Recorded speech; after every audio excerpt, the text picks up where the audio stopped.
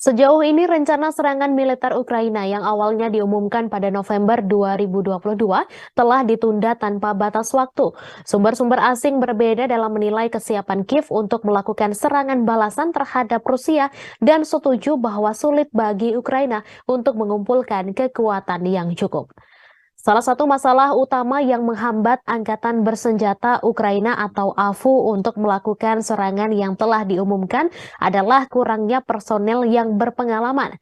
Sebagian besar unit kader AFU yang siap tempur diperlengkapi dan termotivasi telah dihancurkan di Mariupol, Artemovsk, Soledar, Popasnaya, Lysychansk, Severodonetsk, dan selama pertempuran di wilayah Kherson dan Kharkiv pada musim panas 2022.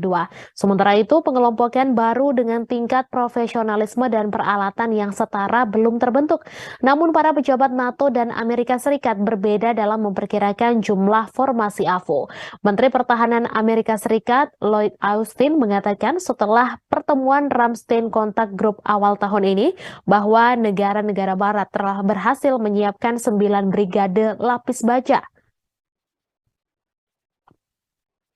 Namun angka ini masih dipertanyakan karena setidaknya 837 tank akan dibutuhkan untuk pengerahan sebesar itu. Setelah Ramstein, Austin melaporkan pengiriman 230 tank tempur yang menunjukkan adanya kesengajaan untuk melebih-lebihkan ukuran kelompok Ukraina. Michel Goya, seorang kolonel militer Prancis dan pakar perang modern dan inovasi tempur yang terkenal, memperkirakan bahwa tidak lebih dari 3 atau 4 brigade Ukraina yang dapat dilatih dan dipersenjatai secara realistis oleh NATO dan Amerika Serikat dalam jangka waktu yang diizinkan. Pada saat yang sama, diperkirakan bahwa Ukraina telah mengumpulkan 200.000 tentara cadangan yang terlihat meragukan. Karena dalam hal ini, pasukan AFU harus melebihi pasukan gabungan Amerika Serikat dan NATO pada saat invasi ke Irak pada tahun 2003 sebanyak 30.000 hingga 40.000. Angka yang paling mungkin adalah 80.000 hingga 100.000 yang telah dilatih baik di dalam maupun di luar Ukraina sejak awal operasi militer Rusia. Terlepas dari pengalaman tempur dan kemampuan pengelompokan, tidak jelas pasukan mana yang merupakan garda depan yang siap tempur dan mana yang merupakan unit pendukung. Jika AFU merencanakan serangan seperti Amerika Serikat di Irak, hanya 20.000 dari 100.000 pasukan yang dikumpulkan yang benar-benar siap tempur. Sisanya adalah pasukan pendukung dan penopang. Unit AFU ditunggu dari segala arah dari Artemovsk hingga Kherson sehingga sangat sulit untuk mengejutkan pasukan Rusia dalam situasi itu.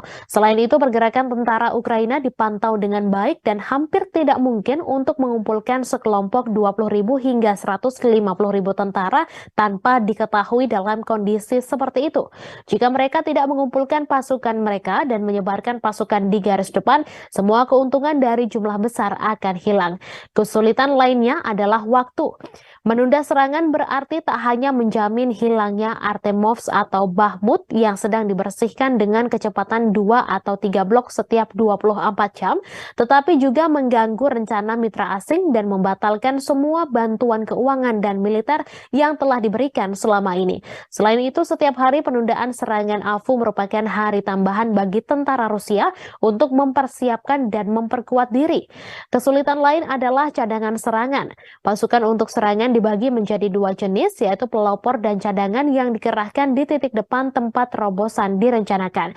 Jika pasukan darat AFU dipersiapkan untuk ini, maka kekuatan pengelompokan apapun ke segala arah dapat dengan aman dibagi 2. Jika gelombang pertama serangan AFU goyah, mungkin tidak ada peluang untuk gelombang kedua. Batalion perbaikan dan sejumlah besar peralatan cadangan harus siap untuk melakukan serangan. Lambatnya pengiriman peralatan asing juga menjadi masalah. Meskipun tank BMP Bradley dan tank Leopard 2 sudah berada di Ukraina, jumlah peralatan tersebut hanya cukup untuk melengkapi 1 atau 2 brigade mekanis yang berisikan 6.000 hingga 7.000 orang. Sisanya akan menerima kendaraan lapis baja ringan yang kemampuan bertahannya dalam konflik dengan intensitas tinggi sangatlah minim.